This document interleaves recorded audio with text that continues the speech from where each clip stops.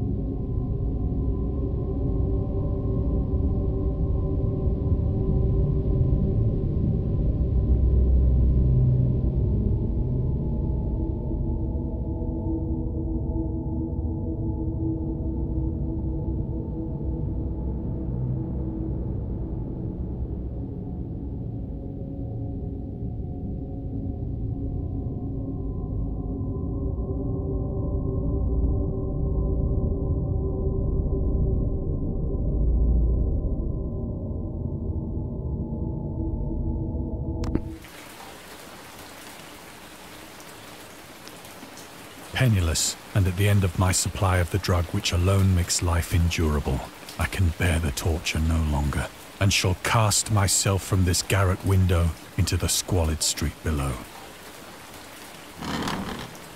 Do not think from my slavery to morphine that I am a weakling or a degenerate. When you have read these hastily scrawled pages, you may guess, though never fully realize, why it is that I must have forgetfulness or death.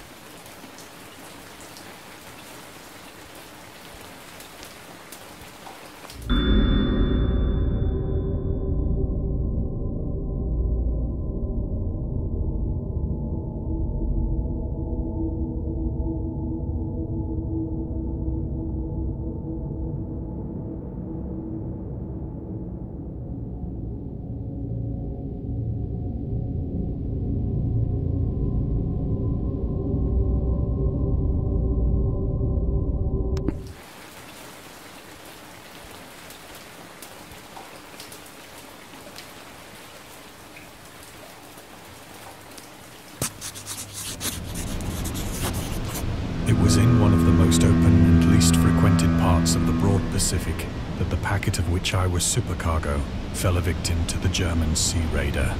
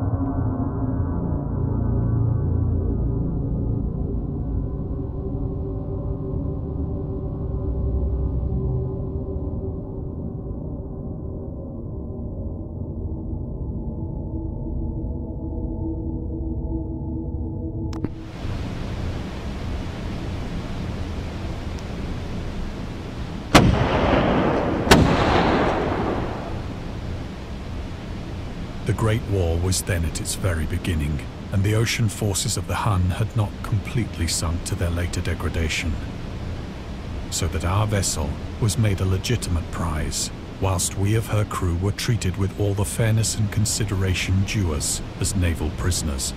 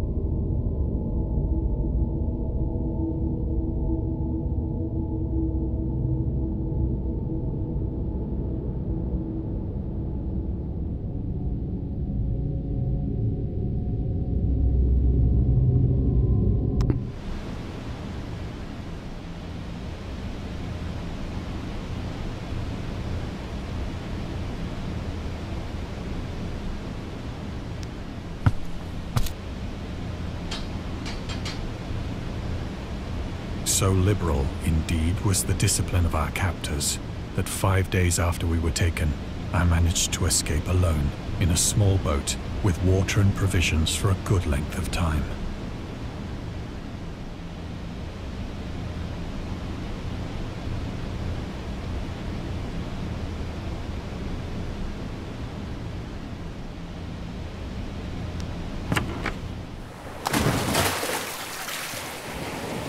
When I finally found myself adrift and free, I had but little idea of my surroundings. Never a competent navigator, I could only guess vaguely by the sun and stars that I was somewhat south of the equator. Of the longitude, I knew nothing, and no island or coastline was in sight.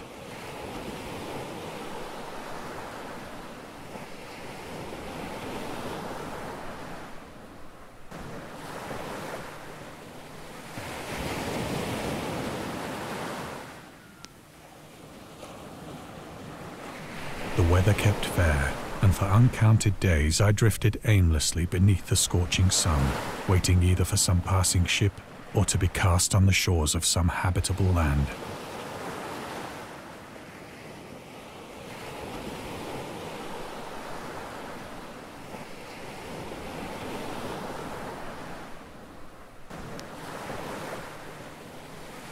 But neither ship nor land appeared, and I began to despair in my solitude upon the heaving vastness of unbroken blue.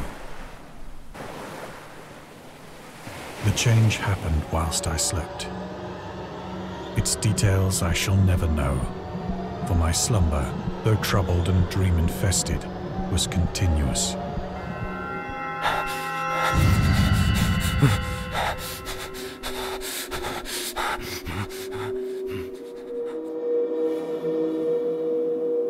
When at last I awoke, it was to discover myself half sucked into a slimy expanse of hellish black mire, which extended about me in monotonous undulations as far as I could see, and in which my boat lay grounded some distance away. Though one might well imagine that my first sensation would be of wonder at so prodigious and unexpected a transformation of scenery, I was in reality more horrified than astonished. For there was in the air, and in the rotting soil, a sinister quality which chilled me to the very core. The region was putrid with the carcasses of decaying fish, and of other, less describable things which I saw protruding from the nasty mud of the unending plain. Perhaps I should not hope to convey in mere words the unutterable hideousness that can dwell in absolute silence and barren immensity. There was nothing within hearing, and nothing in sight, save a vast reach of black slime. Yet the very completeness of the stillness and the homogeneity of the landscape oppressed me with a nauseating fear. The sun was blazing down from a sky which seemed to me almost black in its cloudless cruelty, as though reflecting the inky marsh beneath my feet.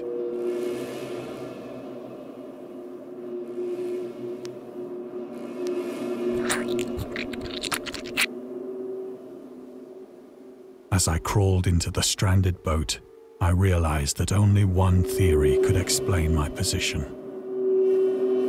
Through some unprecedented volcanic upheaval, a portion of the ocean floor must have been thrown to the surface, exposing regions for which innumerable millions of years had lain hidden under unfathomable watery depths. So great was the extent of the new land which had risen beneath me, that I could not detect the faintest noise of the surging ocean, straining my ears as I might, nor were there any seafowl to prey upon the dead things.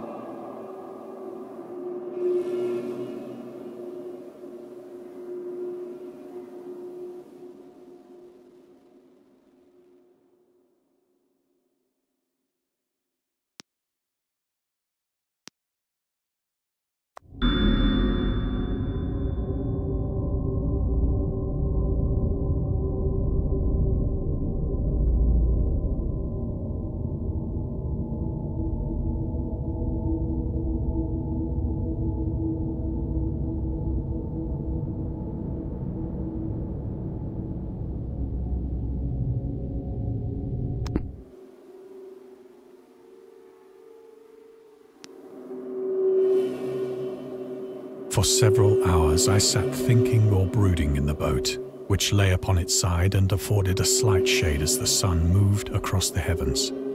As the day progressed, the ground lost some of its stickiness and seemed likely to dry sufficiently for traveling purposes in a short time.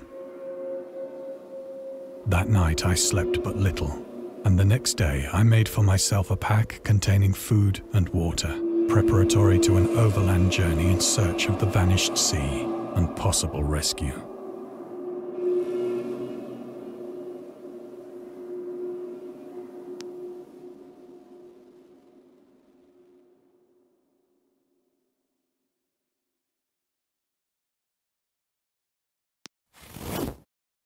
On the third morning, I found the soil dry enough to walk upon with ease.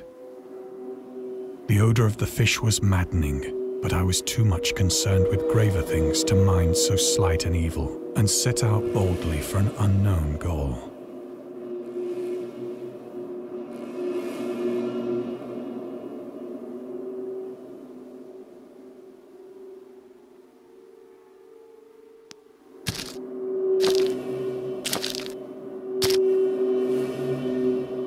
All day I forged steadily westward, guided by a faraway hummock which rose higher than any other elevation on the rolling desert.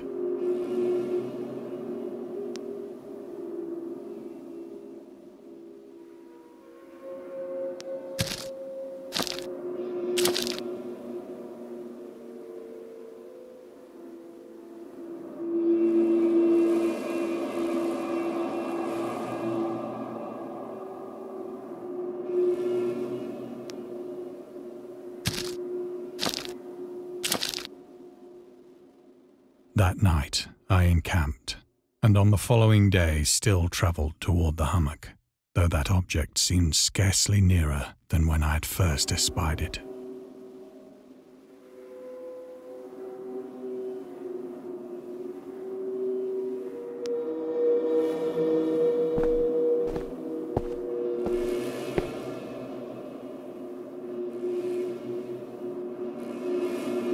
By the fourth evening, I attained the base of the mound, which turned out to be much higher than it had appeared from a distance.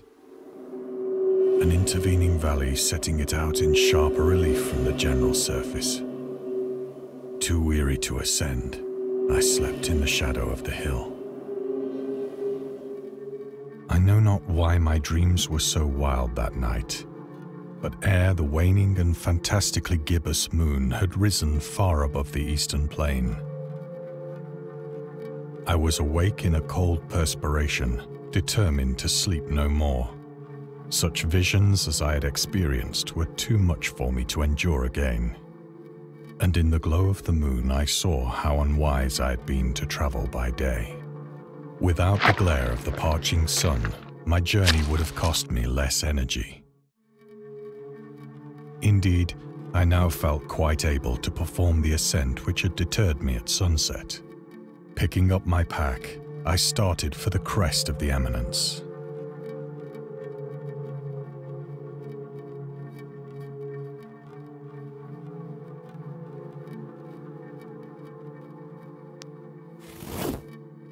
I have said that the unbroken monotony of the rolling plain was a source of vague horror to me, but I think my horror was greater when I gained the summit of the mound and looked down the other side into an immeasurable pit or canyon, whose black recesses the moon had not yet soared high enough to illumine.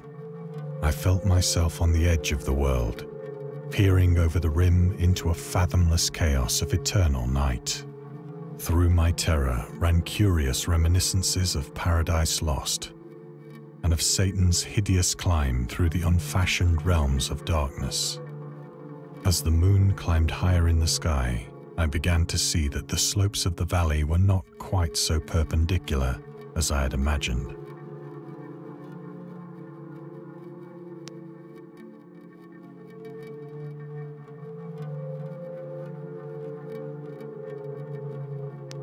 Ledges and outcroppings of rock afforded fairly easy footholds for a descent, whilst after a drop of only a few hundred feet, the declivity became very gradual.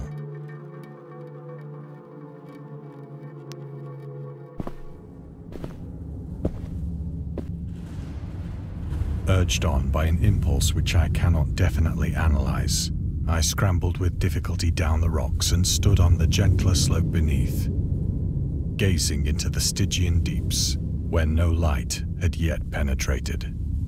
All at once, my attention was captured by a vast and singular object on the opposite slope, which rose steeply about 100 yards ahead of me, an object that gleamed whitely in the newly bestowed rays of the ascending moon.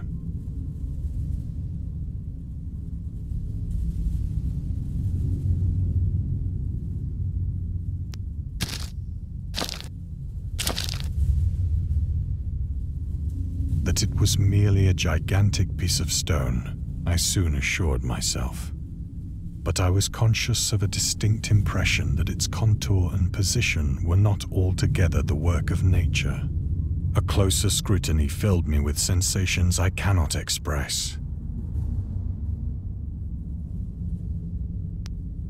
For despite its enormous magnitude, and its position in an abyss which had yawned at the bottom of the sea since the world was young, I perceived beyond a doubt that the strange object was a well-shaped monolith, whose massive bulk had known the workmanship and perhaps the worship of living and thinking creatures.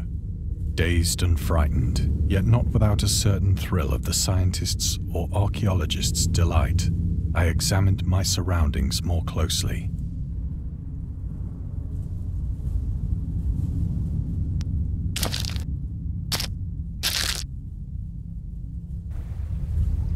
The moon, now near the zenith, shone weirdly and vividly above the towering steeps that hemmed in the chasm, and revealed the fact that a far-flung body of water flowed at the bottom, winding out of sight in both directions and almost lapping my feet as I stood on the slope. Across the chasm, the wavelets washed the base of the cyclopean monolith, on whose surface I could now trace both inscriptions and crude sculptures.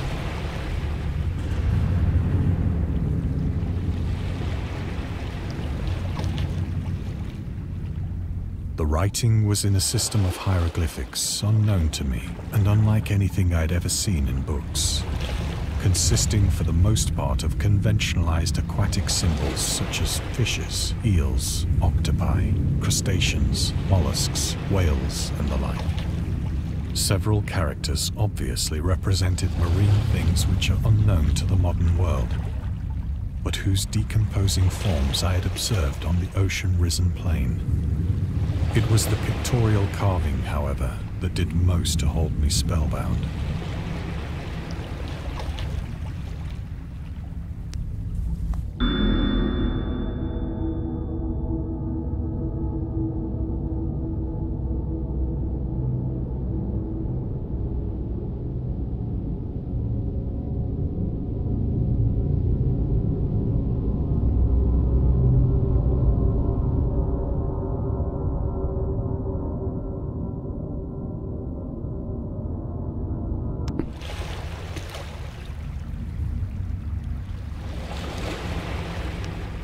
Plainly visible across the intervening water on account of their enormous size were an array of bas-reliefs whose subjects would have excited the envy of a Doré. I think that these things were supposed to depict men, at least a certain sort of men, though the creatures were shown disporting like fishes in the waters of some marine grotto, or paying homage at some monolithic shrine which appeared to be under the waves as well. Of their faces and forms I dare not speak in detail, for the mere remembrance makes me grow faint, grotesque beyond the imagination of a Poe or a Bulwer. They were damnably human in general outline, despite webbed hands and feet, shockingly wide and flabby lips, glassy, bulging eyes, and other features less pleasant to recall. Curiously enough, they seem to have been chiseled badly out of proportion with their scenic background, for one of the creatures was shown in the act of killing a whale, represented as but little larger than himself. I remarked, as I say, their grotesqueness and strange size, but in a moment decided that they were merely the imaginary gods of some primitive fishing or seafaring tribe, some tribe whose last descendant had perished eras before the first ancestor of the Piltdown or Neanderthal man was born.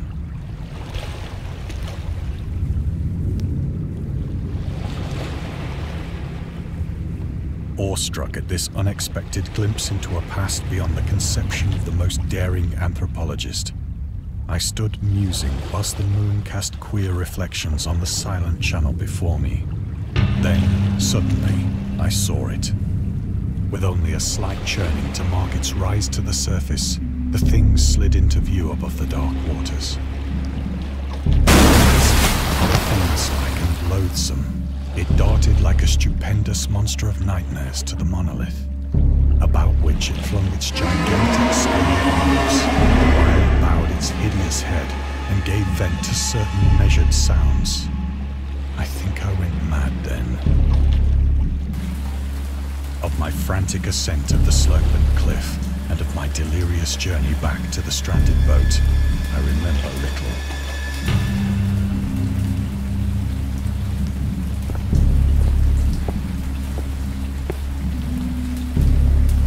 I believe I sang a great deal and laughed oddly when I was unable to sing.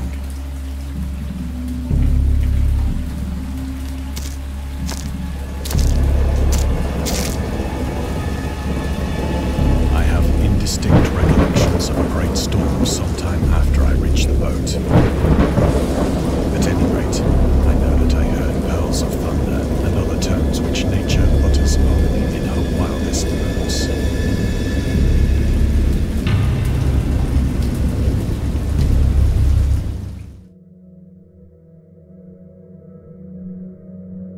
When I came out of the shadows, I was in a San Francisco hospital, brought thither by the captain of the American ship which had picked up my boat in mid-ocean. In my delirium, I had said much, but found that my words had been given scant attention. Of any land upheaval in the Pacific, my rescuers knew nothing. Nor did I deem it necessary to insist upon a thing which I knew they could not believe.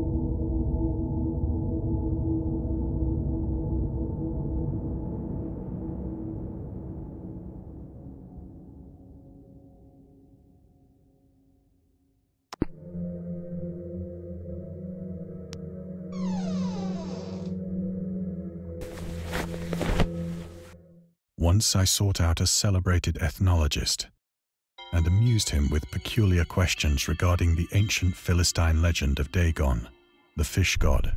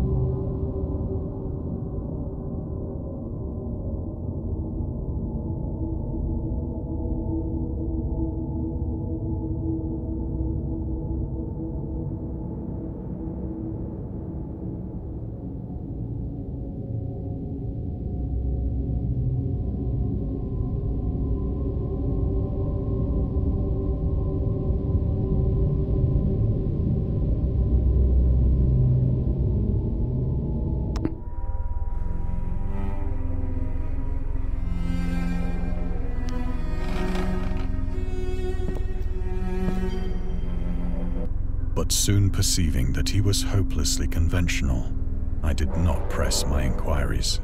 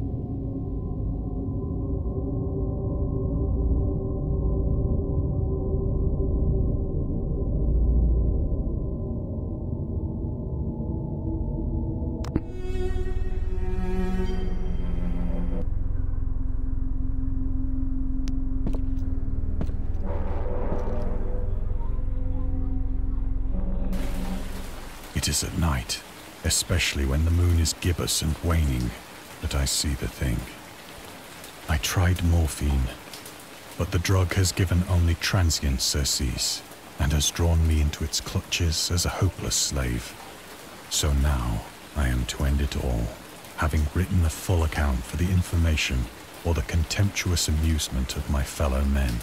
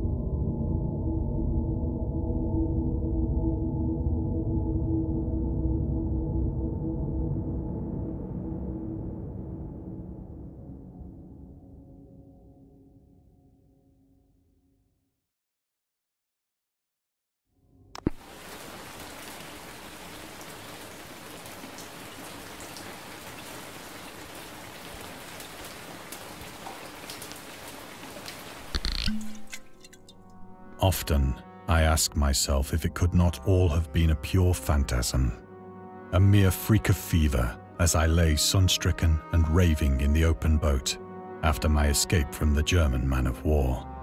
This I ask myself, but ever does there come before me a hideously vivid vision in reply. I cannot think of the deep sea without shuddering at the nameless things that may at this very moment be crawling and floundering on its slimy bed, worshipping their ancient stone idols and carving their own detestable likenesses on submarine obelisks of water-soaked granite. I dream of a day when they may rise above the billows to drag down into their reeking talons the remnants of puny, war-exhausted mankind. Of a day when the land shall sink and the dark ocean shall ascend amidst universal pandemonium.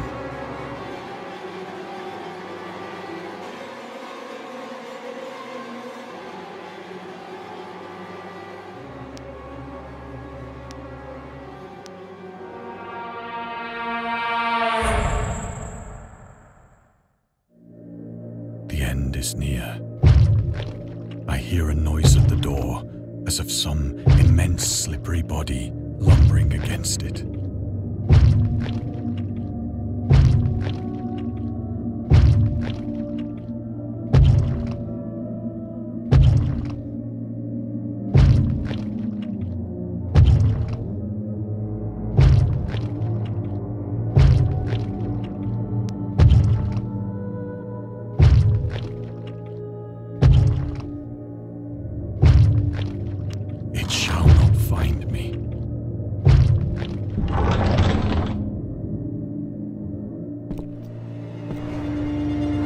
God, that hand!